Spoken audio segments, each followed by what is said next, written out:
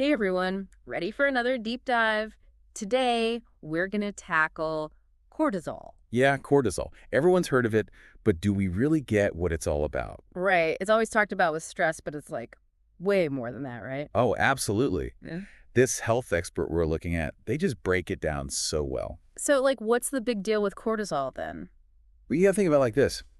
Cortisol has been keeping humans alive for, forever. Okay, forever is a long time. The expert goes back, 200,000 years, just to show how crucial it is. Whoa, 200,000 years. So, like, caveman times. Exactly. Imagine trying to survive back then. You need energy to hunt. Right, and you can't exactly call for takeout. And what about if you get injured? You need something to deal with the pain. Oh, yeah, no hospitals back then. Ouch. That's where cortisol comes in. Boom. Yeah. Energy boost, pain relief, ready to face whatever. So it's like our inner superhero keeping us alive. Basically, yeah. But here's the thing. Our bodies still react the same way to stress today. Even though, like, I'm not running from a saber-toothed tiger on my way to work. Exactly. Deadlines, traffic, that annoying coworker, Mm-hmm.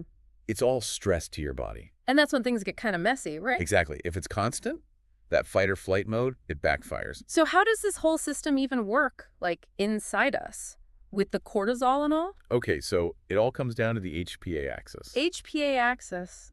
Sounds complicated. It's basically a chain reaction. Yeah. Hypothalamus, pituitary gland, then adrenal glands, boom, cortisol. Whoa. Okay, so, like, one part of my brain tells the next part, and then, bam, cortisol. Pretty much. And here's a fun fact. You need cholesterol to make cortisol. Wait, seriously, but isn't cholesterol, like, the bad guy? Clogging arteries and stuff? That's where things get tricky. It's not that simple. There's good and bad cholesterol. Oh, okay, so, like, we need some cholesterol, just not too much of the bad kind. Right. And your body uses it for tons of stuff like building cells and, yeah, making hormones like cortisol. Wow, so many moving parts. Oh, and there's another connection here with glucose. See, cortisol doesn't just give you energy. It does more. It also makes your body produce more glucose, your fuel. And that's where insulin comes in. Insulin, right. That's the blood sugar one. Exactly. It keeps everything balanced. Okay, so we've got cortisol, glucose, insulin all working together. But, like, what happens when we're stressed all the time? Does that mess things up? Oh, big time. Imagine, your body's in fight or flight 24/7. That means your cortisol is always high. Oh, no, that doesn't sound good. And that means high glucose and insulin too, all the time, which can lead to insulin resistance. Insulin resistance, I've heard of that, but I don't really get it. Basically, your cells stop listening to insulin. It's like they get tired of the constant messages. Oh, so they just ignore it. Kinda, yeah. And then your blood sugar goes out of whack. The expert actually talked about a patient with a cortisol level of 33. 33.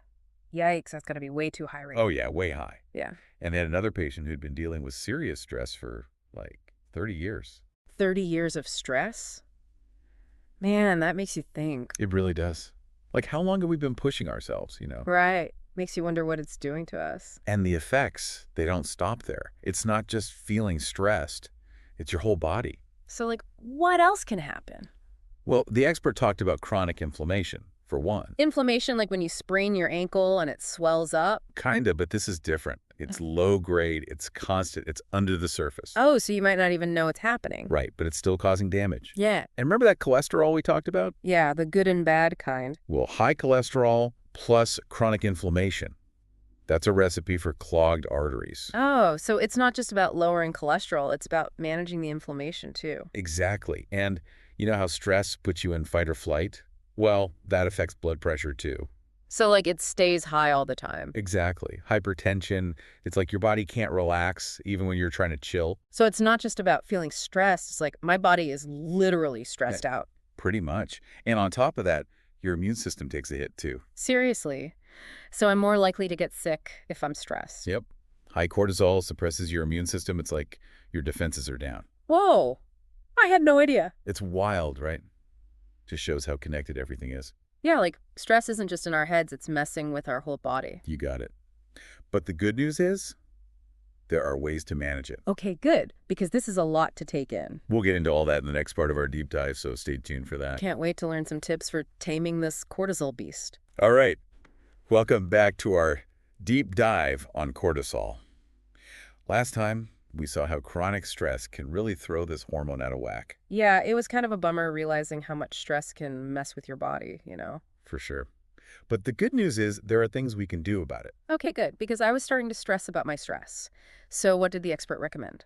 Well, they were pretty clear that supplements aren't like a magic bullet. Right, I figured there wasn't going to be some easy fix. It's more about like a whole lifestyle approach. Mm. And a big part of that is figuring out what stresses you out. Oh yeah, that makes sense.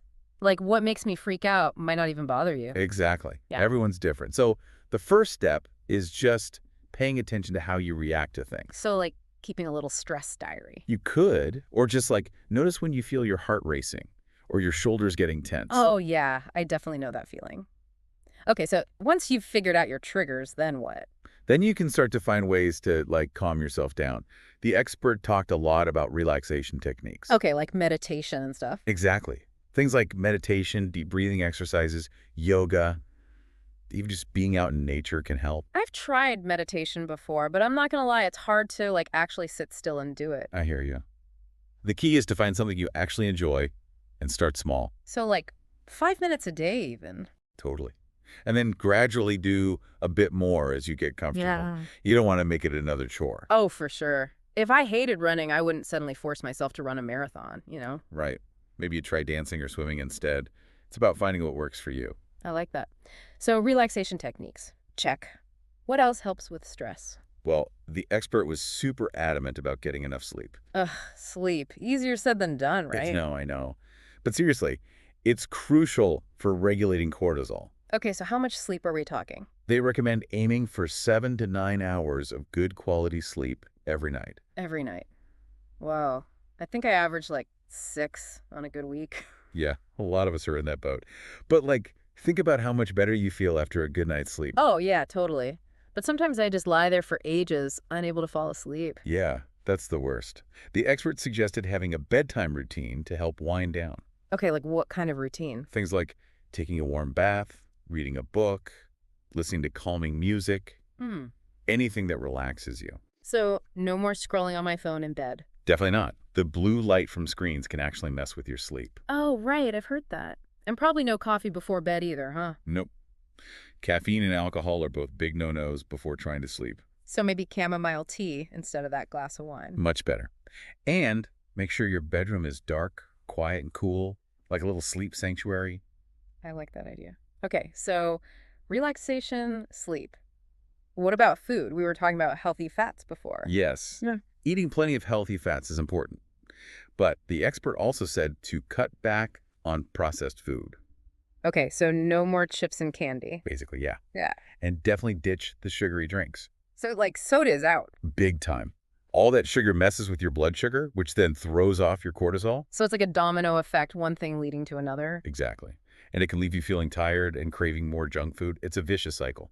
Okay, I'm definitely starting to see the connections here. But before we move on, I was wondering, we keep talking about lowering cortisol, but isn't it like good for something? You're totally right. Cortisol isn't inherently bad. It actually does a ton of important stuff in our bodies. Like what?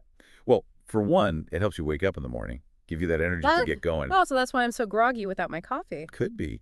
Cortisol also helps regulate your metabolism, your blood sugar, even your immune system. So it's kind of like a multitasking hormone, doing all these different jobs. Exactly. That's why it's not about eliminating cortisol altogether. It's about finding the right balance. So like Goldilocks. Not too much, not too little, just right. Perfect analogy. And coming up next, we'll dive into another fascinating aspect of cortisol, its relationship with the liver. Welcome back. We've been on this cortisol roller coaster, learning how it affects like our whole body. And last time you mentioned there was one more connection to uncover. The cortisol liver link, it's pretty fascinating stuff. Okay, the liver. I know it's important, but I always think of it as like the detox organ. That's right. It filters toxins and all that. But it's also a key player in dealing with cortisol. Really? So, like, what does it actually do with the cortisol? Well, it breaks it down, metabolizes it, gets it out of your system. Oh, okay. So if your liver is doing its job, your cortisol levels stay balanced. Exactly. But when the liver gets overloaded or isn't working properly, Oh, that can't be good. yeah, it throws everything off. Cortisol can build up and the problems get worse. It's like a double whammy then. You're stressed, your cortisol is high, and then your poor liver can't even handle it. Exactly. And there are a lot of things that can affect liver function, Like what? Well, exposure to toxins, for one. Think pollution, pesticides, all that stuff. Oh, right. Makes sense. It's got to filter all that out. And then there's diet, eating lots of processed foods, sugary drinks, unhealthy fats. Yeah, that's probably not helping. Nope, puts a big strain on your liver. Yeah. And of course, excessive alcohol. Yeah. Too many cocktails can't be good for your liver. Definitely not. And, you guessed it, chronic stress itself can impact the liver too. Whoa, it's like everything is connected. It really is. And the expert brought up something really interesting here about traditional Chinese medicine. Yeah, they mentioned the liver being the seat of energy, right? What was that about? In traditional Chinese medicine, the liver is responsible for the smooth flow of qi, their term for vital energy. Qi, so like our life force energy. Yeah, basically. And when we're chronically stressed, the liver's energy can get blocked or depleted. So it's not just about physical stuff like detoxing, it's also about this energy flow. Exactly. It's a more holistic view. And when that flow is disrupted, you can feel it in all sorts of ways. Like how so? Oh, you might feel tired all the time, irritable, you might have digestive issues, headaches. Wow, I wouldn't have connected those to my liver. It's easy to overlook, right? Hmm. But it can manifest in so many ways. Even sleep problems can be linked to the liver. So this really emphasizes how important it is to take care of our liver, right? Absolutely. It's essential for managing stress and keeping that cortisol in check. Okay, so how do we give our liver some TLC? The expert recommends a really nutrient-rich diet. Lots of fruits, vegetables, whole grains. So basically the good stuff. What about specific foods? Anything that really stands out for liver health? Leafy greens are great, like spinach and kale. Cruciferous veggies, too, like broccoli and cauliflower. Oh, I love those. And what about beets? I've heard those are good for the liver. Yep, beets are great. They help with detoxification. And garlic and lemons are good choices, too. Okay, I'm writing all this down. What about herbs? Any liver-supporting herbs? Oh, yeah, there are a few. Milk thistle is a classic one. It has a compound called silymarin that's super protective for the liver. Milk thistle. Okay, I think I've seen that in the supplement aisle. You probably have. It's been used for centuries to support liver health. That's amazing. What about the other ones you mentioned? Dandelion root and turmeric? Dandelion root is a natural diuretic, so it helps flush out toxins. And turmeric, well, turmeric, it's anti-inflammatory. Right, turmeric's like the superstar spice these days, so it can help the liver too. Yep, reduces inflammation and supports overall liver function. Wow, I'm learning so much. This deep dive has been a real eye-opener, you know? Me too. It's amazing how much we've uncovered about cortisol. Yeah. It really is this master regulator in our bodies. Totally. And it just highlights how interconnected everything is, like stress, inflammation, our liver. It's all linked. Exactly. But the key takeaway here is that cortisol isn't the enemy. It's essential for life. It's just about finding that balance. Right, finding that sweet spot where it's working for us, not against us. Exactly. And with the tools we've discussed, managing stress, supporting our liver, we can regain control of our health. Absolutely. So for everyone listening out there, think about what resonated with you most today. What one small step can you take to start managing your stress and supporting your overall well-being? It could be trying a relaxation technique, prioritizing sleep, or adding some of those liver-loving foods to your diet. Every little bit counts. Thanks for joining us for this cortisol deep dive. We'll see you next time.